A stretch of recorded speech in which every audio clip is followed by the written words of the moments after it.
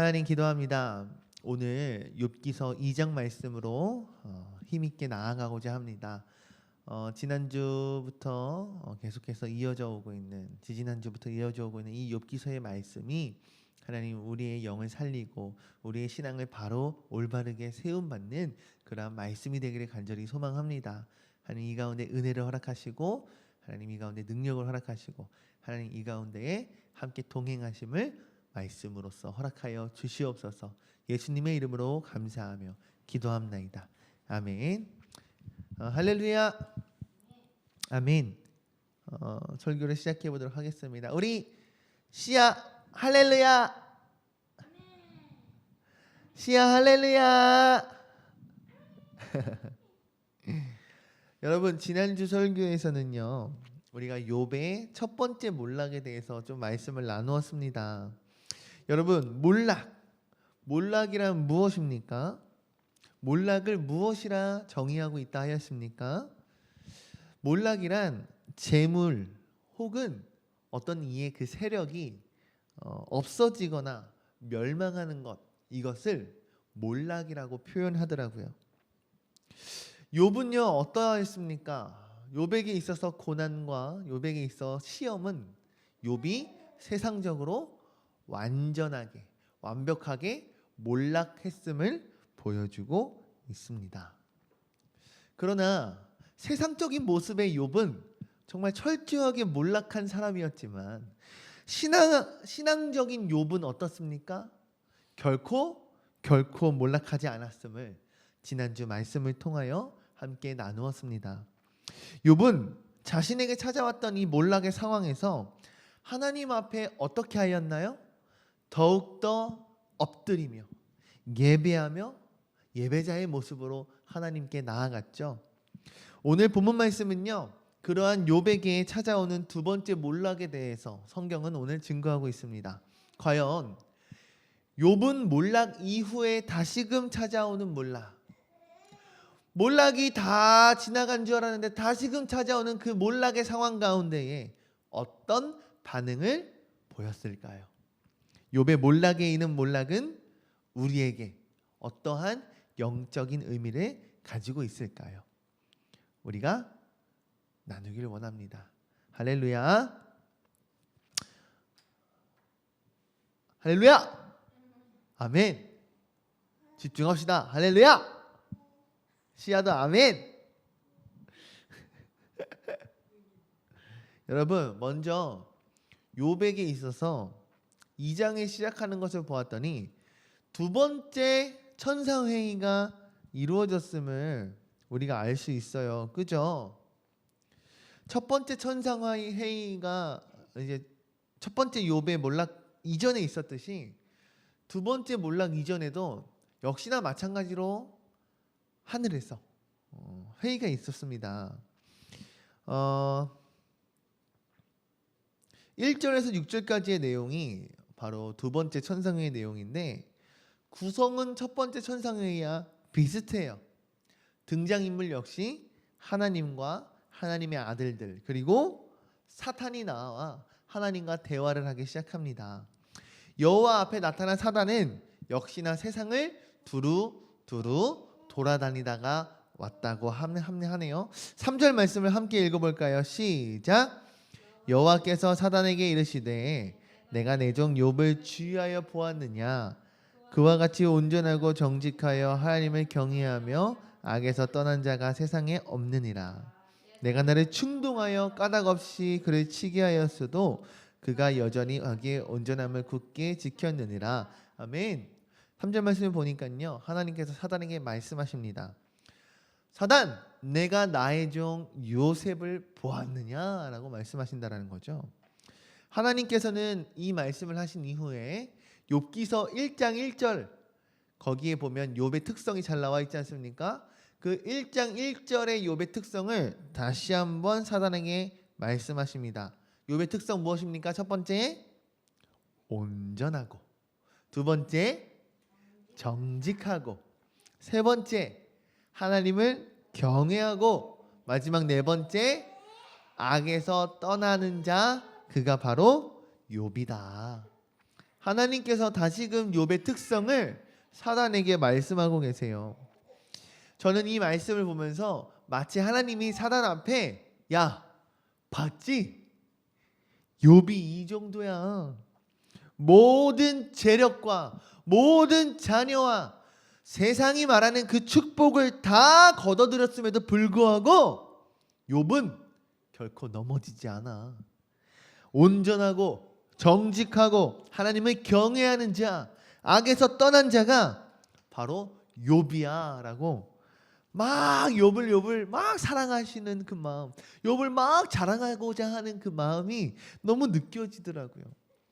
하나님이 사단 앞에서 욥을 막 자랑하고 계세요. 그런데 3절 후반에 나오는 내가 나를 충동하여 까닭없이 그를 치게 하였어도 라는 말씀이 나와요. 여기에서 하나님께서 말씀하시는 내가 나를 충동하여 이 해당하는 원어 와테시테니는 이 원형을 보면요 수트라는 단어가 나옵니다. 와테시테니의 원형 수트.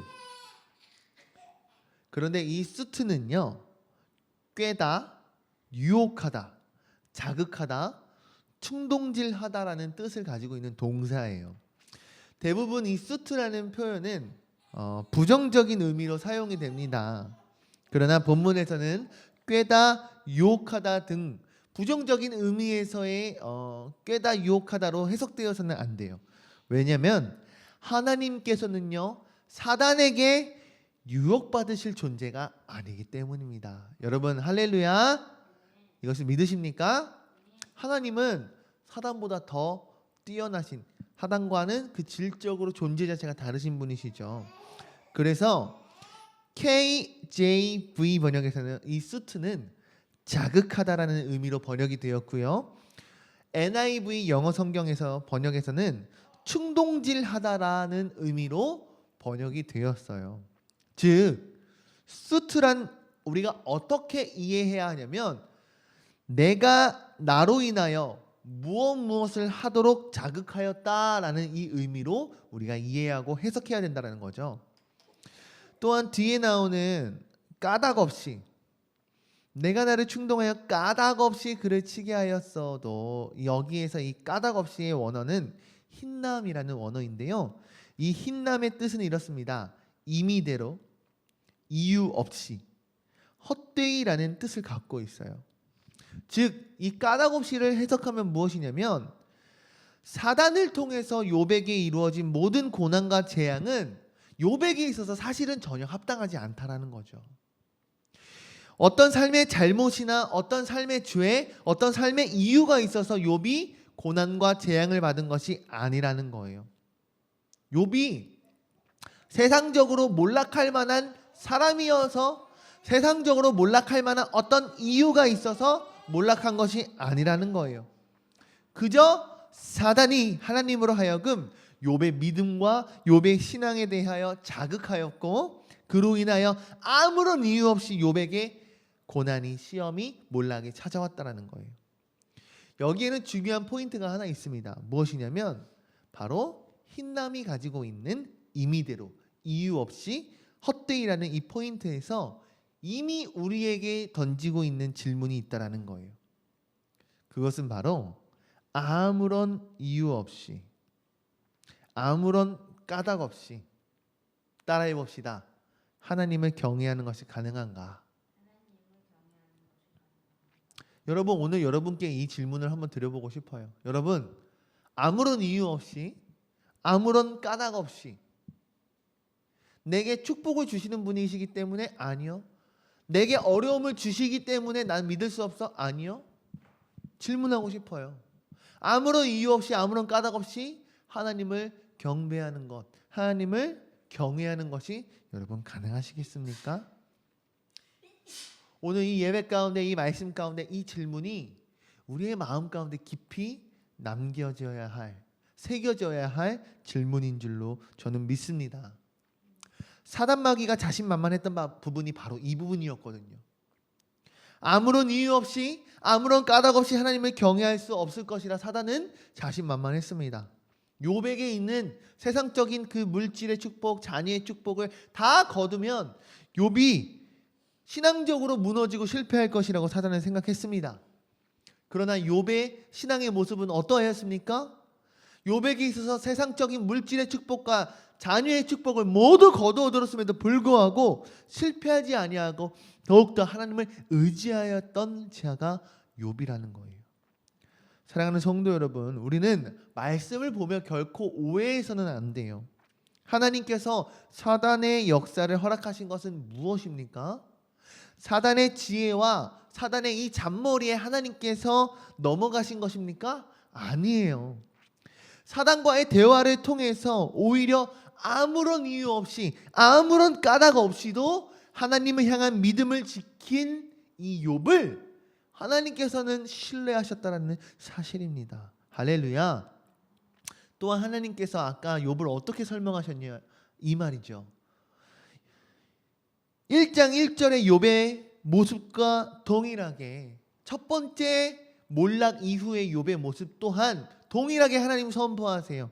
온순하고 정직하고 하나님을 경외하고 악에서 떠난 자가 바로 욥이다.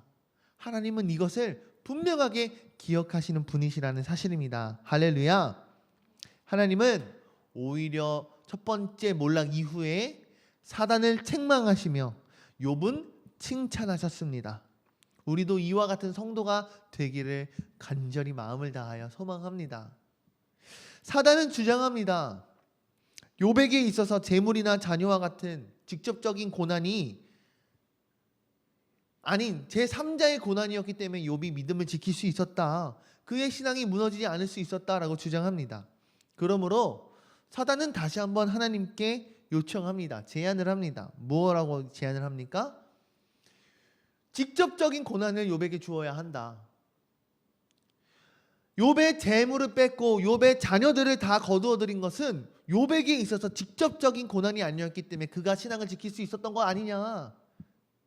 오늘 본문 말씀에서 이야기합니다. 욥의 뼈와 살을 치게 허락하여 주시옵소서라고 사단이 얘기하죠. 사단의 이러한 요청에 하나님은 허락하십니다. 그러나 조건을 거십니다. 무엇입니까? 절대로 욥의 생명을만은 건드리지 말아라. 내가 욥에 있어서 모든 것을 다 마음대로 하되 결코 그의 생명은 건드리지 말아라. 이와 같은 두 번째 천상회의가 끝난 이후에 사단은 단숨에 욥을 찾아가지요. 그리고는 이 순간만을 너무나도 기다렸다는 듯이 욥의 발바닥부터 정수리까지 종기로 뒤덮게 합니다. 이전에 첫 번째 천상회의 후에 찾아왔던 욥의 시험은 욥에게 어떻게 다가왔냐면 사실상 보면 욥에게 직접적으로 바로바로 알 수 있던 것은 아니에요. 욥의 종들이 욥을 한 명 한 명씩 찾아왔죠. 연속적으로. 주인님 큰일 났습니다. 주인님 큰일 났습니다. 주인님 큰일 났습니다. 주인님 큰일 났습니다. 욥에게 고난은 처음에 이렇게 찾아왔어요. 근데 이전에 어려움은 간접적으로 찾아왔다면 이번 두 번째 고난과 시험은 사단의 행동을 직접적으로 묘사하죠. 사단이 욥에게 직접적으로 행하였다. 즉 욥에게 이루어진 이 고난이 이전보다 더 심각하고 이전보다 더 어려운 고난이라는 것을 생생히 표현하는 것만 같아요.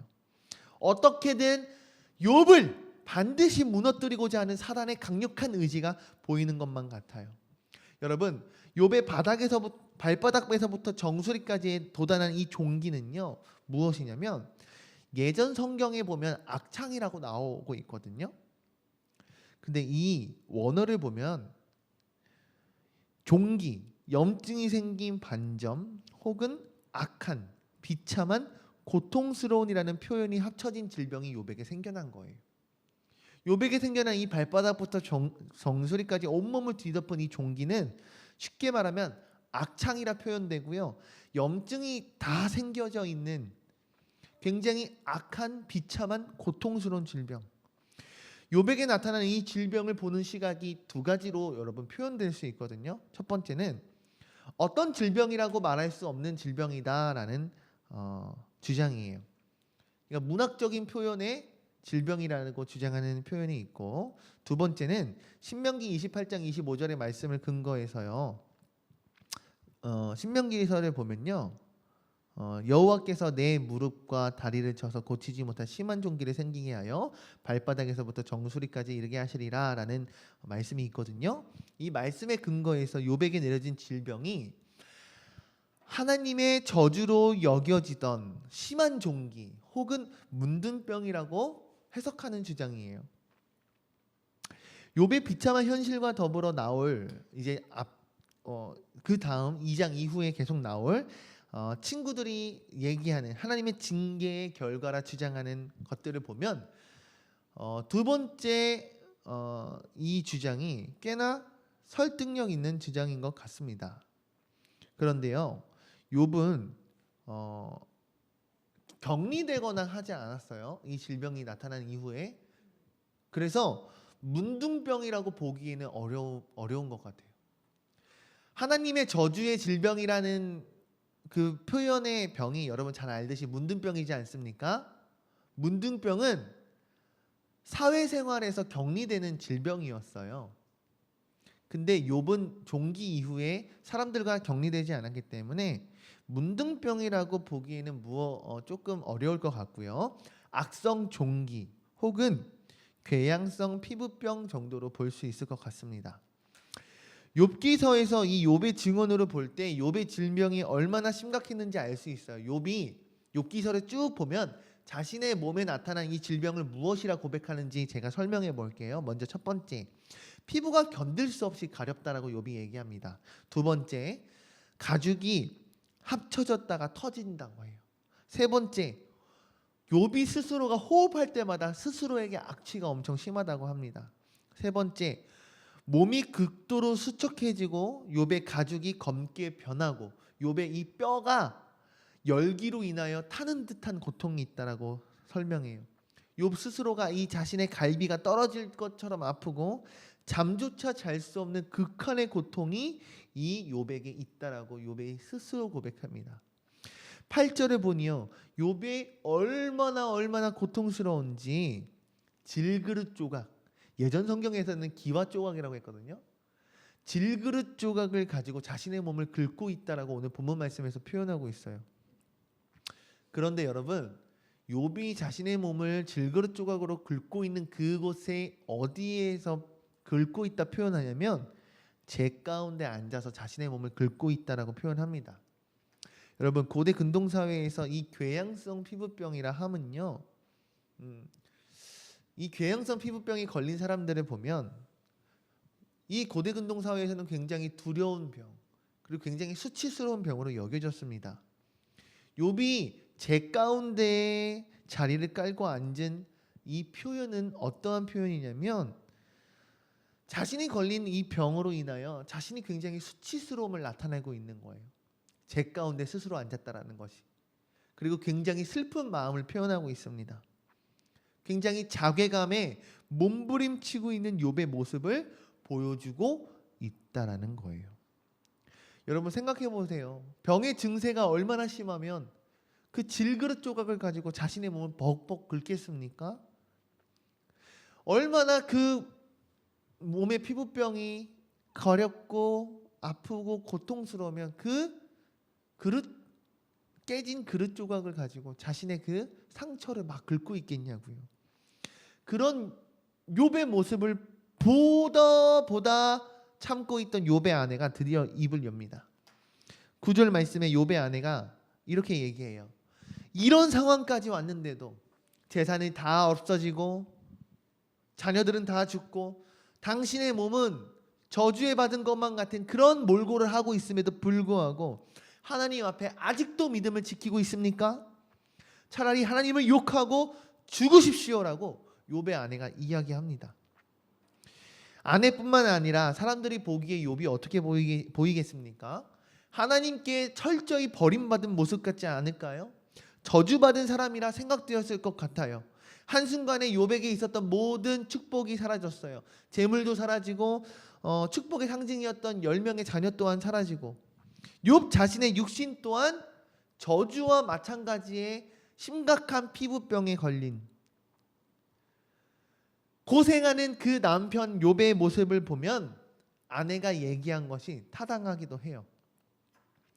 욥의 아내가 보기에도 하나님께서 남편 욥을 버린 것만 같아요. 자, 그런데도 불구하고 자신의 남편은 끝까지 하나님 앞에서 믿음을 지키겠다고, 자신의 신앙을 지키겠다고 하니 이 아내의 이 보고 있는 마음이 얼마나 답답하고 힘들었을까요? 저는 항상 욥의 이야기를 접하면서 욥의 아내가 세상 사람들과 똑같이 믿음이 없는 사람, 그리고 기복신앙주의적인 고백을 했다라고 생각을 했었거든요. 그런데 이번에 설교를 준비하며 성경을 연구하며 새롭게 알게 된 사실이 있습니다. 그것이 무엇이냐면 욥의 아내가 가지고 있던 이 신앙이 하나님을 잘 믿으면 반드시 축복이 있어야 한다라는 세상 사람들과 다를 바 없는 보편적인 신앙을 가지고 있었음은 맞아요. 그러나 이 부분에 있어서 어거스틴과 칼빈은 욥의 아내가 신성적인 모독을 했다라고 생각을 합니다. 하나님을 욕하고 죽으라라고 했던 것이 신성 모독을 했다라고 이야기해요. 즉 욥의 아내가 사단의 역사, 사단의 도구가 되어서 욥을 넘어뜨리기 위하여, 욥의 신앙을 포기하게 하기 위하여 하나님을 적극적으로 배신하고 저주하게끔 하려는 사단의 도구로서 사용되었다라고 주장하고 있다는 거죠. 이게 첫 번째. 두 번째는 그러나 구약 성경의 헬라어 원본인 역본인 70인역을 보면요, 본문 내용의 욥의 아내의 행위에 대해서 조금 더 굉장히 자세하게 그 욥의 아내의 상황을 적혀져 있거든요. 더 많은 내용을 첨가하고 욥의 아내가 그렇게 이야기할 수밖에 없었던 이유에 대해서, 배경에 대해서 이야기하고 있어요. 제가 그것을 한번 읽어드릴게요. 한번 들어보세요. 욥의 병이 시작된 지 꽤나 오랜 세월이 흘렀을 때에 욥의 아내가 남편에게 말했습니다. 가로되 얼마나 오랫동안 참고만 있겠습니까? 보십시오. 물론 나도 잠시 동안 나의 구원의 소망을 기대하며 기다렸습니다. 그럼에도 보십시오. 당신의 기억은 땅에서 사라져 버렸고 심지어 당신의 자녀들에 대한 기억 또한 사라져 버렸습니다. 내가 그들을 낳았고 그들을 기르면서 치렀던 극심한 고통과 아픔도 슬픔 가운데 헛것이 되어버렸습니다. 이제 당신은 구더기가 우글우글거리는 이곳에서 밤을 보내며 주저앉아 있습니다. 그리고 나는 일자리를 찾고자 이곳 저곳 이 집 저 집을 기웃거려야만 하며 지금 나를 둘러싸고 있는 이 힘든 고역과 이 극심한 고통으로부터 쉼을 얻고자 해가 지기만을 기다리는 상황입니다. 그러나 이제는 더 이상 견딜 수가 없으니 하나님께 무슨 말이라도 하고 차라리 죽어버립시다 라고 욥의 아내가 얘기를 했다라는 거예요. 앞서 우리가 읽었던 본문의 말씀에서의 욥의 아내의 내용과 70인역에서 지금 욥의 아내의 입장을 조금 더 대변하고 있는 이 내용을 보면 조금 욥의 아내의 입장이 여러분 이해가 가시나요? 이처럼 70인역의 내용을 생각해 본다면 욥의 아내는 하나님의 거룩하심을 부정하거나 악한 의도에서 하나님을 저주하고 우리가 자살하자 이렇게 얘기했다라는 건 아닌 거예요. 참다가 오랜 세월이 지나다가 너무 힘들어서 너무 절망 가운데 있어서 남편의 고통을 더 이상 보지 못할 만큼 힘들어서 안타까운 마음으로 차라리 이럴 거면 남편이 죽는 것이 더 나은 것이 아닌가라는 마음으로 이야기를 했다라는 거죠.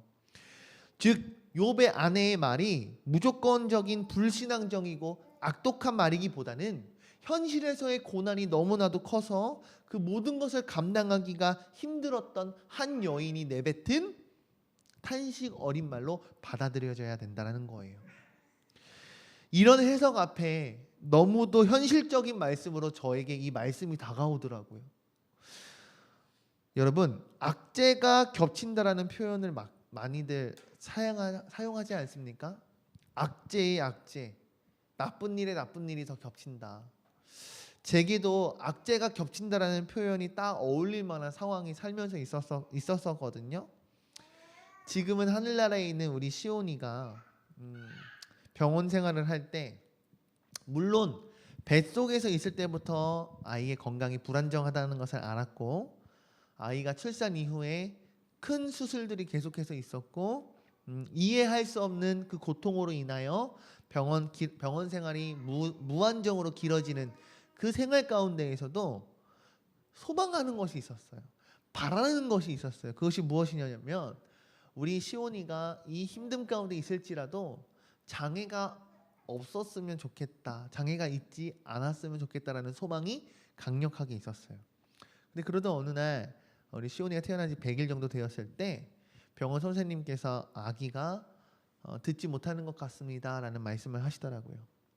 가슴이 너무너무 미어졌어요. 너무너무 힘들었어요. 그래도 어떻게든 이 상황을 믿음으로 받아들이고 믿음으로 넘기려고 노력했어요. 그런데 그 후 3개월 후에 다시금 선생님이 말씀하십니다. 아기가 앞을 보지 못하는 것 같습니다 라는 말씀을 하시더라고요. 그때는요, 모든 삶의 환경이 어려워도 하나님의 은혜 안에 있다고 생각하며 나름 열심히 지내왔습니다. 그럼에도 불구하고 악재에 악재가 덮이니까 모든 것이 무너져 내리더라고요. 제 믿음, 제 신앙, 더 이상 이해할 수 없는 하나님을 이해하려고 노력하고 싶지 않았어요.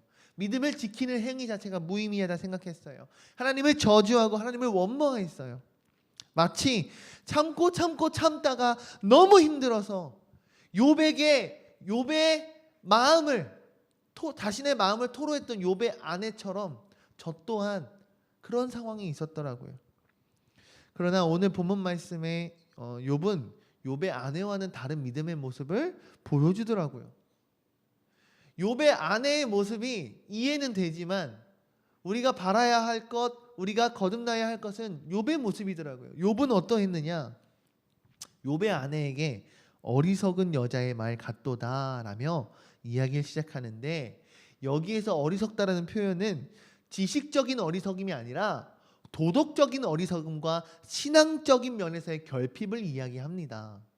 즉 어리석은 여자의 말과 같다라는 이야기가 자신의 아내에게 신앙적으로 지금 너가 약한 말을 하고 있다라는 말이죠. 즉 9절 말씀에 아내의 말이 욥이 보기에 도덕적으로 불합리할 뿐 아니라 신앙적으로도 문제가 있는 불신앙적인 발언이라는 거예요. 하나님을 저주하자 불신앙적이죠. 더 나아가서 우리가 그냥 자살해버리자, 아무리 힘들어도 그러면 안 되지 않습니까? 이런 부분에서 어리석은 여자여 라고 이야기를 하고 있다는 거예요. 욥은 자신에게 처한 상황 가운데에서도 결코 감정적으로 자신의 생각이나 마음이나 신앙을 감정적으로 표현하지 않았어요. 자신이 듣는 것에 있어서 휘둘리지 아니하였고요, 오히려 듣는 것에 있어서 자신의 삶에 있어서 분별하였어요. 자신의 신앙의 자세를 분별하며 신앙의 자세를 지키는 모습을 욥은 우리에게 보여주고 있어요. 욥의 신앙이 얼마나 고결하고 흔들리지 않는, 중심이 잘 잡힌 신앙의 소유자, 믿음의 소유자인지 우리는 오늘 말씀을 통해 다시 한번 확인할 수 있어요. 욥의 아내의 상황도 너무나 이해가 갑니다.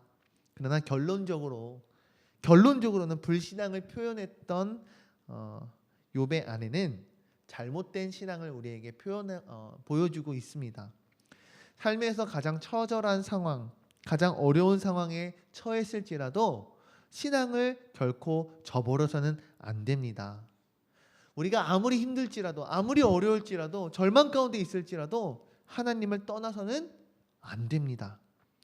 그럴 때일수록 더욱더 하나님을 신뢰하며 하나님을 의지하는 것이 참된 신앙인이 가져야 할 믿음의 자세인 줄로 여러분 믿으시길 원합니다. 욥의 자세가 마치 그와 같았어요. 10절 마지막 말씀을 보면요, 어리석다는 뭐라고요? 지식적인 어리석임이 아닌 도덕적 신앙적인 결핍.